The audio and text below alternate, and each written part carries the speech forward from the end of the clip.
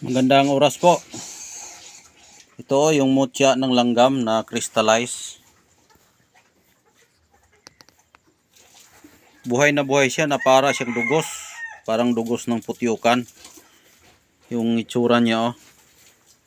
Tatagos po ang ilaw sa batong ito. At ang pangalan po ng batyong ito ay mutya sa langgam. Yan. Crystallize po siya na bato. Natatagos po sa ilaw.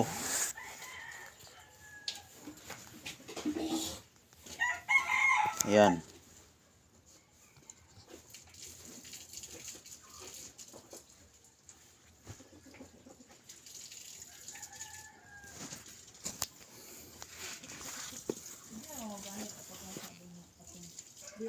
Malakas talaga ang kanyang birtud. Kahit nga yung video natin mag-blurred. Yan o.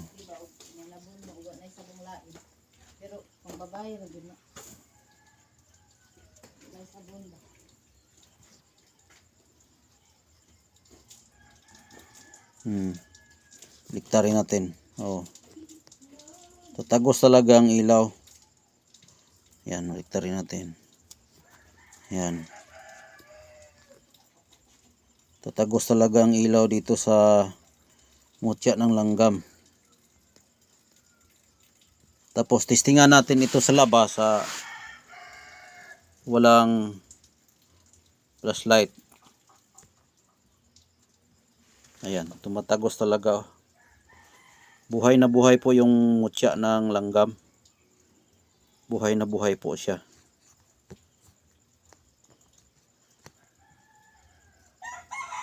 Yan. Oh. Buhay na buhay. Yan, tumatagos ang ilaw sa kanyang katawan na pagkabato. Yan. Ilipat natin ito sa labas para makita nyo kung anong itsura sa labas, no? Doon sa maliwanag na lugar. Ipapakita natin mamaya doon. Oh, ito dito sa maliwanag itong itsura nyo.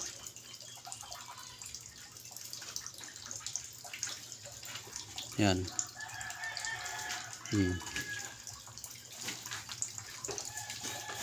Buhay na bato at crystallized na mutya sa langgam. May mga langgam pa ito sa ilalim na nagliliwanag, kulay dilaw sa ilalim. Kasi ang langgam na ito ay kulay pula. Yung kulay pula po kasi diyan po siya palagi maghahanap ng mga pagkain, yung mga matatamis.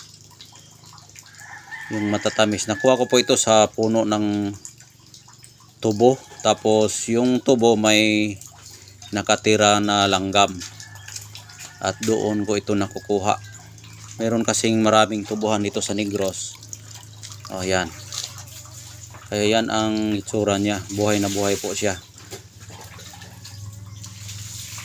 Kaya naggawa siya ng mutya. Yung pulang langgam. Yung kung nakita na kayo na pulang langgam, yung kumakain ng mga asukal, yung mga niyog na mga, yung kinagod na niyog, lumalapit yung mga pula, masakit po yan sila mga gat. Tapos maliliit lang sila. Yang mga ganyang mga ugali ng mga langgam na yan, ang ugali nila mahilig sila sa matatamis. Kahit nga yung mga yung mga karne, yung mga tinapay, mga candy, diyan sila masasarap sila kumakain yan. Yan ang paborito ng mga langgam na yan. Ito po ang kanyang mutya. Ayan. Nakita nyo naman si lalim na pinaslightan natin kanina. Tumatagos po ang ilaw.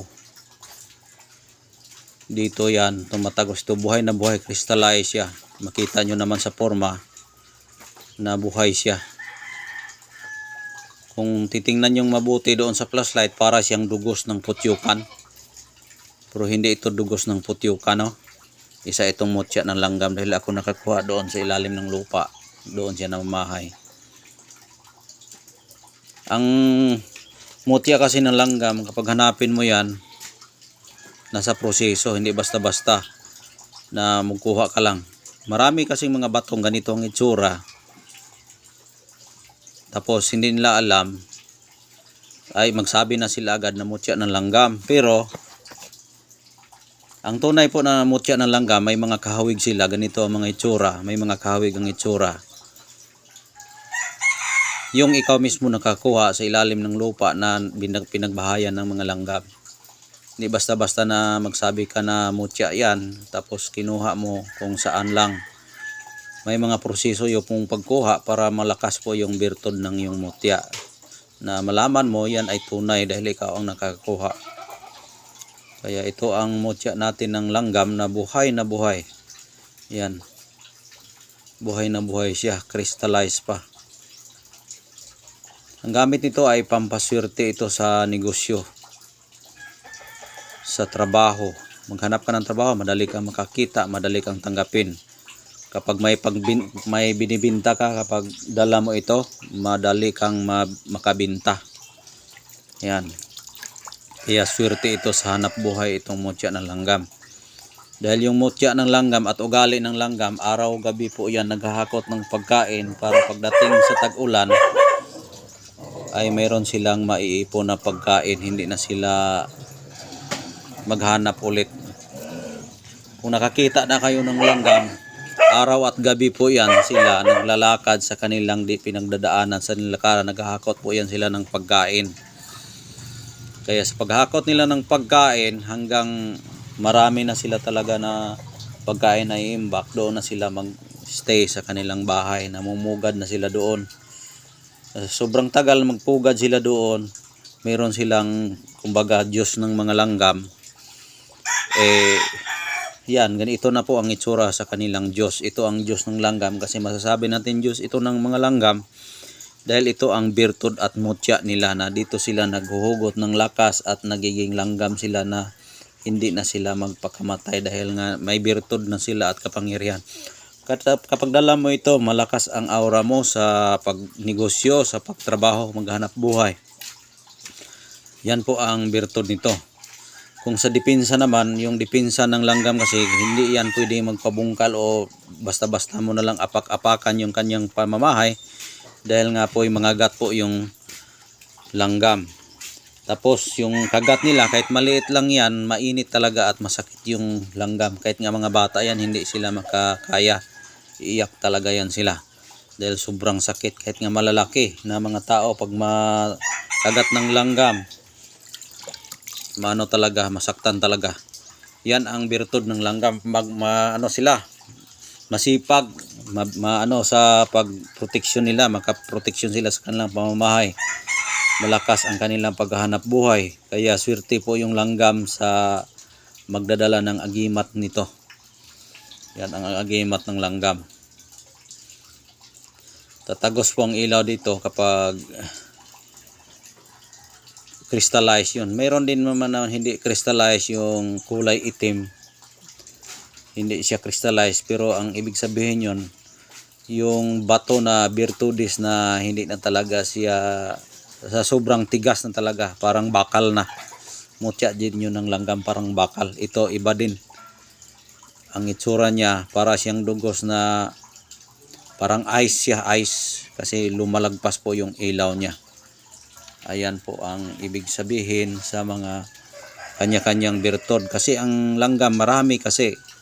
May langgam pula, may langgam itim, may langgam hantik, may langgam pulang hantik, may langgam itim na hantik. Tapos may langgam pa na itim, tapos yung kanyang puwet ay maglalakad siya na malaki yung puwet nila. Tapos may langgam din, malaki ang sobrang ulo. Ang ulo lang malaki, yung katawan hindi. Kaya maraming langgam. Marami din ang kanilang mga birtud na mutya na ginagamit dahil nga po ay kadepende sa taon na kanilang paglalagay sa kanilang mutya. Kadepende sa taon sa kanilang pinagbahayan. Kasi kung maabot na mga ilang taon yan sa kanilang pinagbahayan na walang makakambalang tao, doon sila magpalaki ng kanilang mga motya, doon sila magpalaki sa kanilang motya, tapos doon sila magparami. Doon magparami yung mga langgam. Kaya karamihan sa mga langgam, nakikita mo yan sa kabundukan na hindi sila magambala. Dahil kapag ang langgam diyan sila nakatira sa mga syudad, city, magambala sila, kaya umaakyat yan sila sa bukid na walang tao. Kaya magtataka ka bakit yung langgam araw gabi naglalakad, 24/7 yan sila naglalakad hanggang mapuntahan nila yon ang pinakabukid na lugar, doon sila magbahay ng matagal. Ito ay swerte ko dahil nga sa tubo ito siya namamahay na hindi matamaan ng daro, hindi rin matamaan ng yung tinatawag na gulong ng harvester. Yung lupa na yon nasa gilid ng bato na napakalaki, tapos may lupa, may tubo nakatanim, hindi matamaan kahit ano, kaya doon sila nagpalaki. Kaya nakuha ko ito, nakatago sa gilid ng bato, walang makatama dyan dahil